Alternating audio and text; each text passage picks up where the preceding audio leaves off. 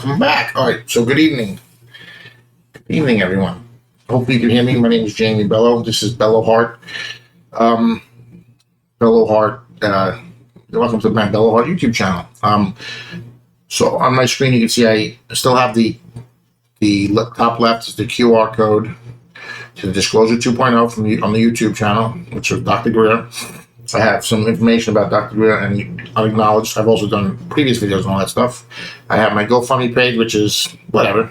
And I also started a TikTok page, which I'm just starting out. No idea what I'm doing. But hey, so far, we'll see what happens, right?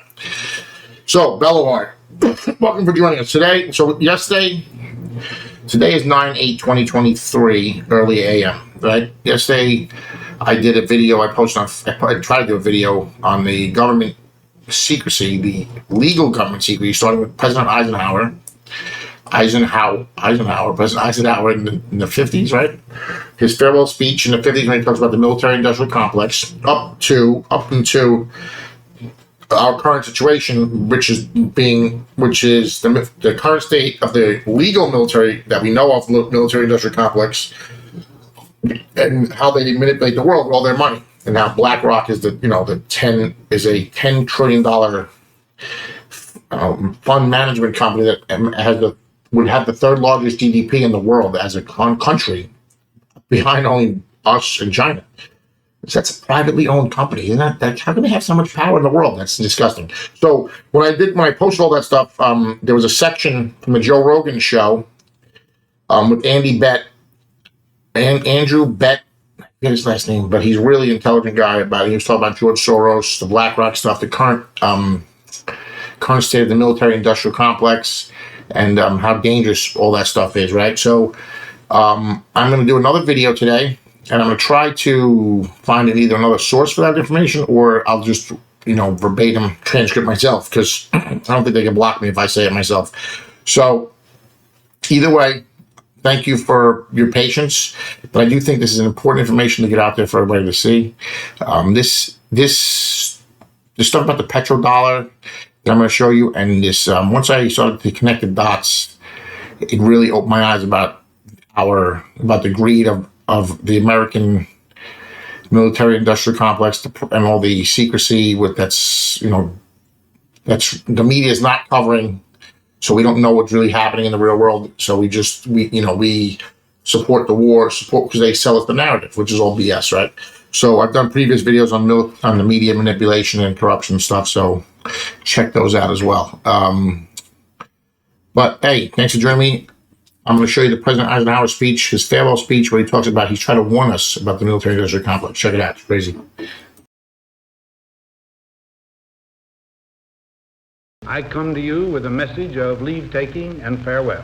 This speech did not get very much attention. When a new president is coming to power, as John Kennedy was, the spotlight was not on Dwight Eisenhower. We have been compelled to create a permanent armaments industry of vast proportions. There was a feeling at the time that this must have been written by some speechwriter who just sneaked into the speech. In the councils of government, we must guard against the acquisition of unwarranted influence, whether sought or unsought, by the military-industrial complex.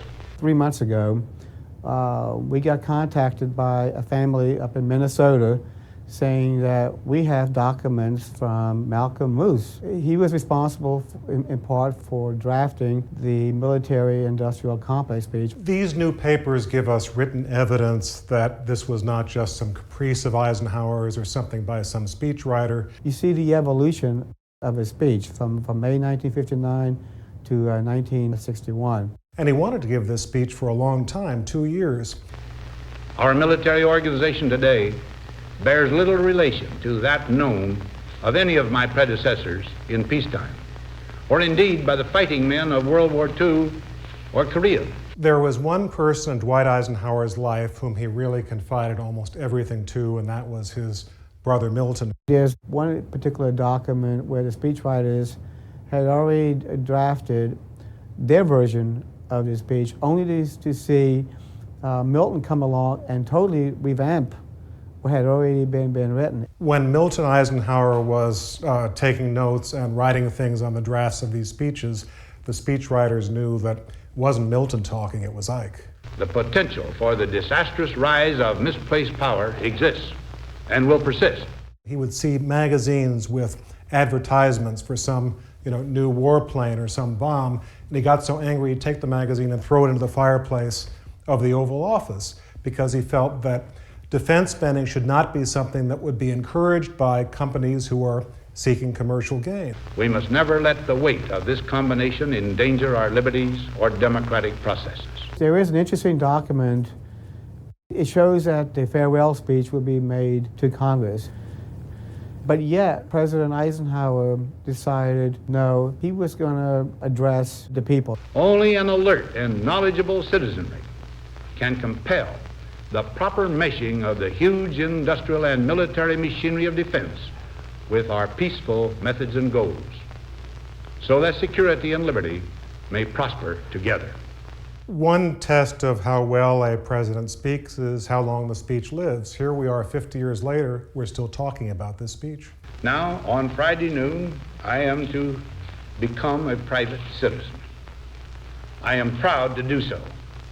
I look forward to it. Thank you, and good night. All right, so that video is so now think about, first of all, President Eisenhower, and man, what a powerful speech. And this was, I think it was 1961, right? So 39, over 52 years later, right? We're still talking about this speech, and I think that was the first time the term military-industrial complex was ever coined, right? And to me, it's like a call to arms. He only talks about how only a watchful and attentive, basically, citizenry can stop such corruption. So he knew, and the reason why this is such an important jumping off point for this situation is because he lost control of that part of our military.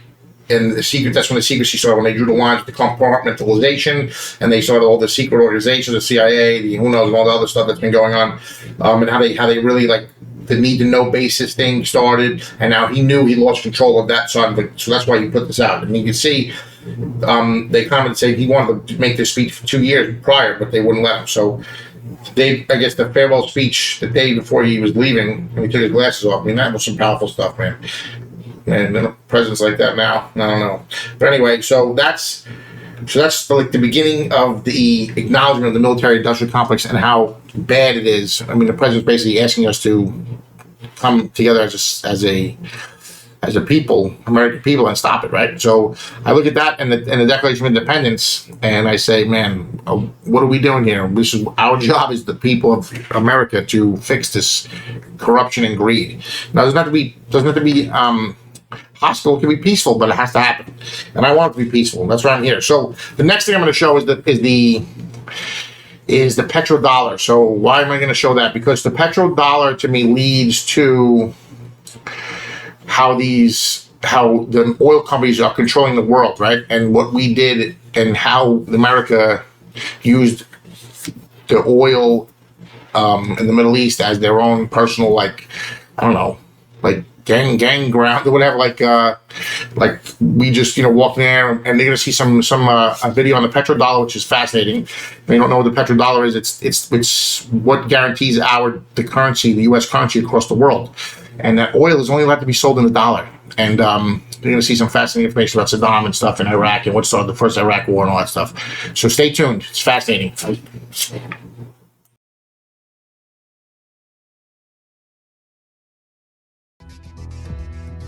In 1945, the Bretton Woods Agreement established the dollar as the world reserve currency, which meant that international commodities were priced in dollars. The agreement, which gave the United States a distinct financial advantage, was made under the condition that those dollars would remain redeemable for gold at a consistent rate of $35 per ounce. The United States promised not to print very much money, but this was on the honor system, because the Federal Reserve refused to allow any audits or supervision of its printing presses. In the years leading up to 1970, expenditures in the Vietnam War made it clear to many countries that the US was printing far more money than it had in gold. And in response, they began to ask for their gold back. This, of course, set off a rapid decline in the value of the dollar. The situation climaxed in 1971 when France attempted to withdraw its gold and Nixon refused. I have directed the Secretary of the Treasury to take the action necessary to defend the dollar against the speculators. I have directed Secretary Connally to suspend temporarily the convertibility of the dollar into gold or other reserve assets, except in amounts and conditions determined to be in the interest of monetary stability and in the best interest of the United States. This was obviously not a temporary suspension, as he claimed, but rather a permanent default. And for the rest of the world who had entrusted the United States with their gold, it was outright theft. In 1973, President Nixon asked King Faisal of Saudi Arabia to accept only US dollars as payment for oil and to invest any excess profits in US Treasury bonds, notes, and bills. In return, Nixon offered military protection for Saudi oil fields. The same offer was extended to each of the world's key oil-producing countries, and by 1975, every member of OPEC had agreed to only sell their oil in US dollars. The act of moving the dollar off of gold and tying it to foreign oil instantly forced every oil-importing country in the world to start maintaining a constant supply of Federal Reserve paper. And in order to get that paper, they would have to send real physical goods to America. This was the birth of the Petrodollar. Paper went out, everything America needed came in, and the United States got very, very rich as a result.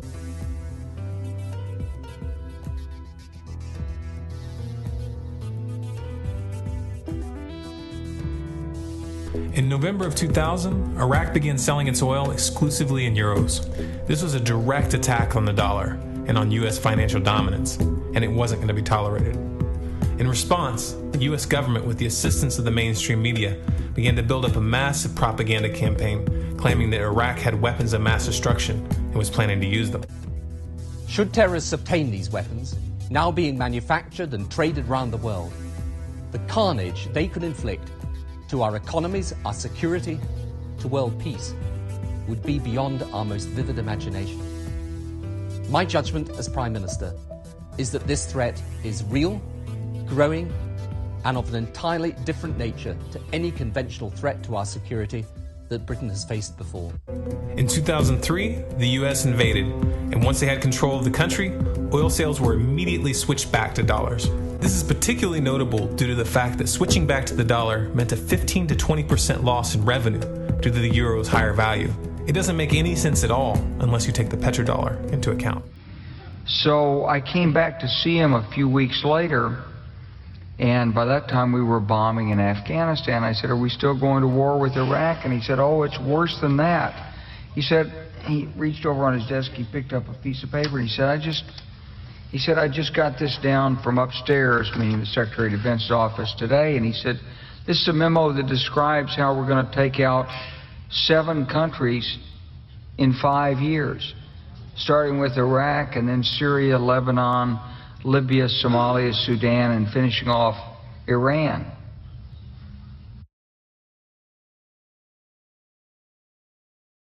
In Libya, Gaddafi was in the process of organizing a bloc of African countries to create a gold-based currency called the dinar, which they intended to use to replace the dollar in that region. US and NATO forces helped destabilize and topple the Libyan government in 2011. Tonight, British forces are in action over Libya. They are part of an international coalition that has come together to enforce the will of the United Nations and to protect the Libyan people. After taking control of the region, US armed rebels executed Gaddafi in cold blood and immediately set up the Libyan Central Bank. Iran has been actively campaigning to pull oil sales off of the dollar for some time now, and it has recently secured agreements to begin trading its oil in exchange for gold. In response, the US government, with mainstream media assistance, has been attempting to build international support for military strikes on the pretext of preventing Iran from building a nuclear weapon. In the meantime, they established sanctions which US officials openly admit are aimed at causing a collapse of the Iranian economy. Syria is Iran's closest ally, and they are bound by mutual defense agreements. Russia, China, and Iran have all explicitly sided with the Syrian government. Russia is providing air support, advanced anti-aircraft missile systems, heavy weapons, and training. Iran, for its part, has troops on the ground. For the time being, China is more preoccupied with the ongoing tensions in the South China Sea, and has not flexed its muscles in Syria as of yet. However, they should always be considered a wildcard variable.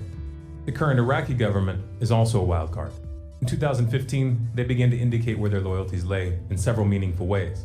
For example, they told the US government that new ground operations were not welcome, while at the same time announcing that they intend to look to Russia for military assistance. The list of countries pushing for regime change in Syria is a bit longer. United States, France, England, Germany, Saudi Arabia, Jordan, Qatar, Turkey, and Israel. If seeing all these characters in bed together strikes you as strange, looking at their motives will clarify things considerably. There isn't just one motive for this bloodbath. Rather, there's a matrix of motives which intersect in some rather odd places. Of course, money had to play a role. In 2009, Qatar put forth a proposal to build a natural gas pipeline which would have passed through Saudi Arabia, Jordan, Syria, to Turkey, and into Europe. The president of Syria, however, rejected this proposal. Instead, in 2011, he forged a pact with Iraq and Iran to run a pipeline eastward, cutting Qatar and Saudi Arabia out of the loop completely. It was around this time that jihadists began flooding into the region intent on ousting Assad. The West presented these groups as freedom fighters. Iran is Shia. The current government in Iraq is Shia and has strong ties with Iran. The pipeline deal which Assad accepted would strengthen the Shia bloc and expand its regional influence. The Sunnis don't like this. In fact, they've even coined a term to describe it, the Shia Crescent. Let's be very clear. ISIS is not just a terrorist organization. It is a Sunni terrorist organization. That means it blocks and targets Shia. And that means it's serving the interests of Turkey and Saudi Arabia, even as it poses a threat to them. Because neither Turkey nor Saudi Arabia want an Iran, Iraq, Syria, Lebanon bridge that isolates Turkey and cuts Saudi Arabia off. Israel also doesn't like the Shia Crescent at all, and they have decided to work with the Sunnis to form a parallel bloc to counterbalance Iran's influence. This is why Israel has launched numerous airstrikes against the Syrian government over the years and has provided medical care, logistical support, and safe passage to known jihadists. In 2013, Israel's ambassador to the US, Michael Oren, told the Jerusalem Post that, quote, "The initial message about the Syrian issue was that we always wanted Bashar Assad to go. We always preferred the bad guys who weren't backed by Iran to the bad guys who were backed by Iran. This was the case," he said, "even if the other bad guys were affiliated to Al-Qaeda." Let that sink in for a moment. Now, at this point, if you were to ask any of these governments directly why they're arming and funding jihadists in Syria, they would claim that they are only supporting the moderate rebels, specifically the FSA. We believe there are around 70,000 Syrian opposition fighters, principally the Free Syrian Army, who do not belong to extremist groups and with whom we can coordinate attacks on ISIL. FSA commanders have gone on record to say that they cooperate with and conduct joint operations with al-Nusra, and ISIS and al-Nusra have officially formed alliances. And it is well established that the FSA command has been dominated by Islamic extremists for years. He even claimed a 70,000 strong force of moderate FSA fighters were ready to coordinate action against ISIL with the Western air campaign. That claim has not remotely stood up to scrutiny. The FSA, which includes a wide range of groups, few, if any, would regard as moderate and mostly operate in other parts of the country. The only ground forces able to take advantage of a successful anti-ISIL air campaign are stronger jihadist and Salafist groups close to the ISIL-controlled areas. And let's not forget about the oil. At this stage, ISIS has reached a point where it no longer needs direct sponsorship. The organization earns an estimated $1 to $2 billion a day through oil sales. The US was aware of this, but did nothing to stop it. They didn't even condemn the country which was facilitating the sale of this oil. Russia, on the other hand, began targeting oil convoys headed into Turkey in November of 2015. Shortly thereafter, Turkey shut down a Russian Su-24 that supposedly violated Turkish airspace for 17 seconds. In response, Russia released satellite evidence that they claim shows how Turkey is smuggling oil from ISIS. The US government dismissed this evidence, but didn't counter it with any evidence of their own. So where is the oil going? All along, there's always been the idea that Turkey was supporting ISIS in some way. We know they've funneled people going through Turkey to ISIS. Someone's buying that oil that ISIS is selling. It's going through somewhere. It looks to me like it's probably going through Turkey. But the Turks haven't acknowledged that. They knew, but they did nothing. Why? Well, let's ask Mike Morrell, former deputy director of the CIA. There seemed to have been a judgment that, look, we don't want to destroy these oil tankers because that's infrastructure that's going to be necessary to support the people when ISIS isn't there anymore. And it's going to create environmental damage. The United States and France are keen to make a show of airstrikes and special forces, but what they really want is the ability to operate in Syria militarily. This is the only way they'll have any chance of influencing the outcome. Trouble is, Russia is dug in. Unlike the United States and France, they have permission to operate in the country. And this has allowed them to set up bases and a strong anti-aircraft defense grid, which at any point can be used to enforce a no-fly zone. Washington is in a weak position. Can't really win from this angle, so they'll have to find a way to put Russia off balance and retake the momentum. It's important to remember the real stakes in this conflict. The West is in a state of decline. Their influence is waning. If the US and their allies fail to remove Assad from power, what they will be faced with is more than just a strong Shia crescent. If they fail, they risk being edged out of the entire region and replaced by Russia. This would give Russia an enormous amount of leverage in global energy markets. And this, of course, has serious implications for the petrodollar. For Washington, this is an unacceptable outcome. So expect the unexpected. All right, so when I first learned about the petrodollar, I was disturbed, right? Because not that I think the idea of us using the oil initially without the disgusting sociopathic behavior, psychopathic behavior we show in the Middle East, like we just take over countries because they're not selling their oil in our country like we did in Iraq. And the evidence is painfully obvious. So once I found out about that, then I started really like, man, are we really the good guys, the U.S.? No, we're not, in my opinion. And like I said, I'm a patriot. I was a recon Marine. If you can see my shirt here, this is my company's second recon company. I served in the 90s, and, I totally believe in America and freedom of choice, freedom of everything. I'm very spiritual, and I know that deep down America is the light, but we really have misled our people over the years, and we need to get it back. And so anyway, that's what the point of this video is, to shine some light, right? So the couple things I want to talk about, it's insane how the gold's, like the petrodollar, that General Wesley Clark clip about him saying that we're going to take over 7 countries in 5 years is disgusting, right? It's like, what are we playing risk? We're playing people's lives. There's people that are going to die on the ground. We're just over oil, money. It's disgusting, right?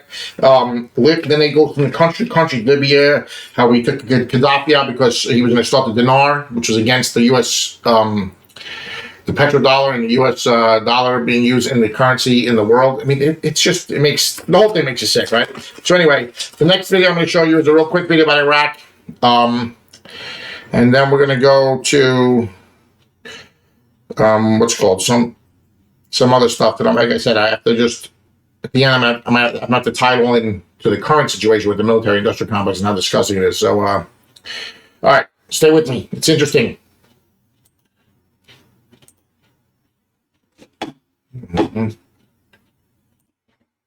The next thing I'm going to show you is the Donald Rumsfeld speech. That's going to tie in 9/11, unfortunately, and how he says we misplaced $2.3 trillion in the national budget the day before 9/11. Okay, so just be aware that's what I'm going to film next, and I'm going to show you next, and it's kind of disgusting as well. So it just all goes into tying into the military-industrial complex and how we use wars and warmongering to fuel this disgusting corporate industrial complex that it's like if you create more wars, you get paid more money. Like, it doesn't make any sense. Like, we would reward them for their own bad behavior. It's silly. But anyway, so I just wanted you to be aware of what's coming up. Thanks.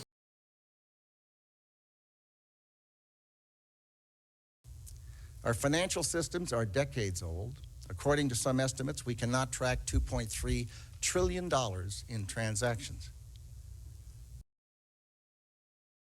war was perceived by many as a move to have total control of the oil resources in the region and secure Washington's dominant role in formulating global energy policies. In October 2000, Saddam Hussein moved to switch Iraq's oil trade from the dollar to the euro. But the U.S. invasion of 2003 set the country's oil industry safely back into dollar denomination.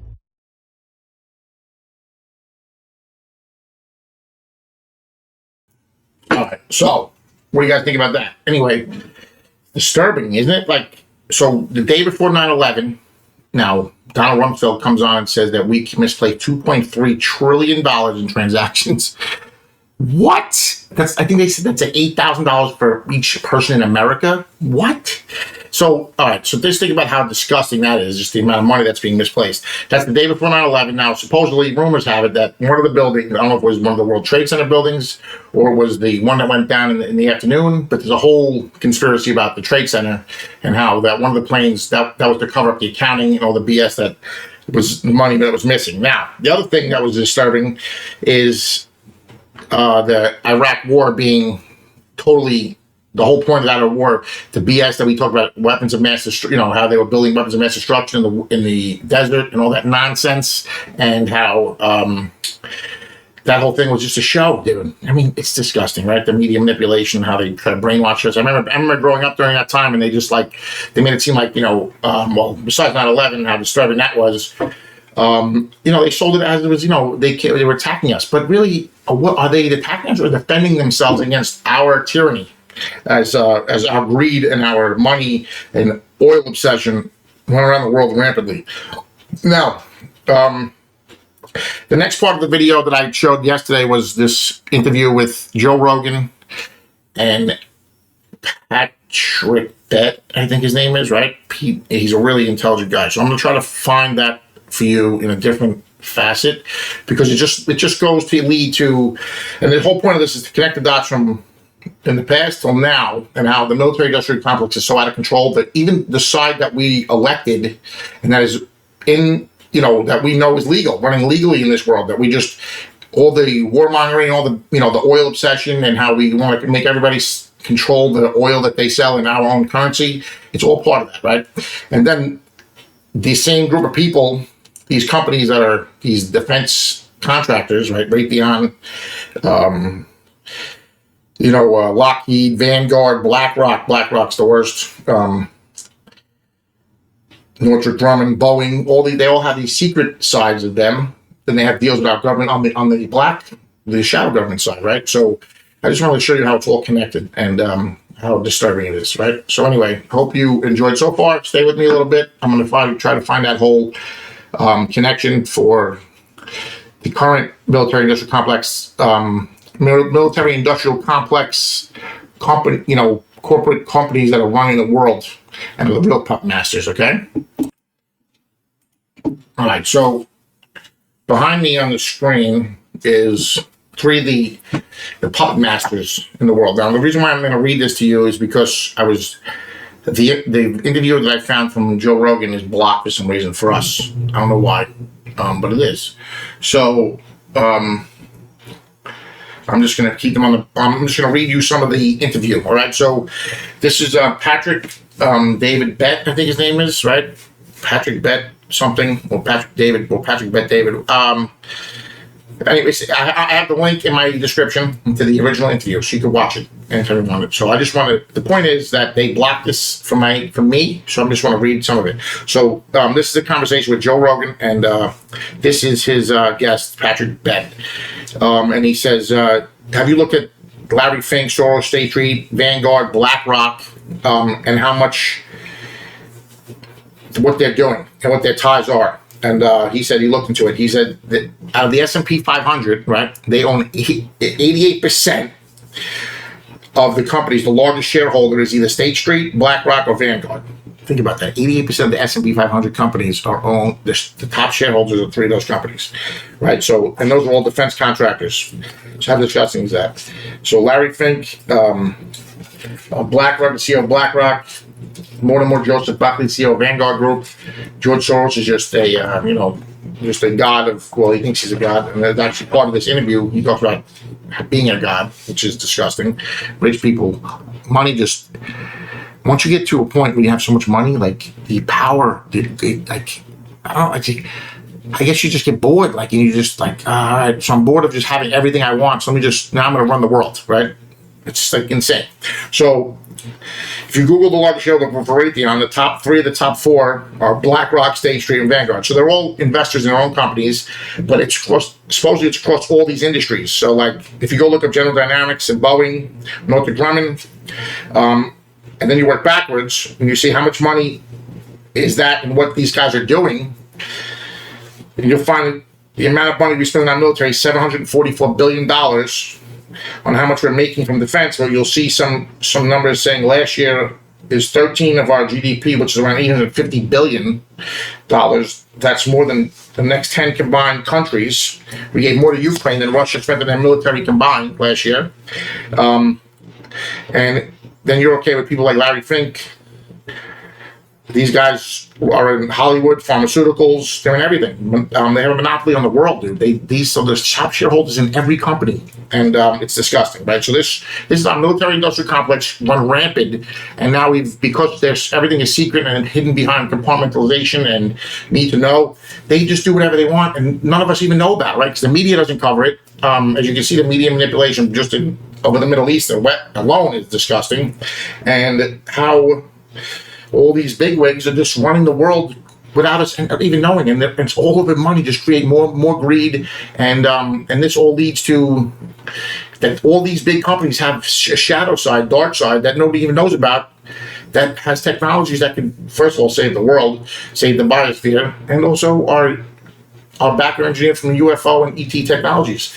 So the point of this, I just want to connect the dots to from the military, from 1961, from President Eisenhower giving a speech to the American people, warning us about how dangerous the military-industrial complex is going to be, because we're giving corporations and private companies control over the secrecy and the defense of the United States, and they have their own interests in creating war to make more money for themselves. So it's like a self-fulfilling prophecy. I control the media, and then I can also control war and do whatever I want and make the people believe whatever they want, whatever I want, because I control both the media and the defense and the military.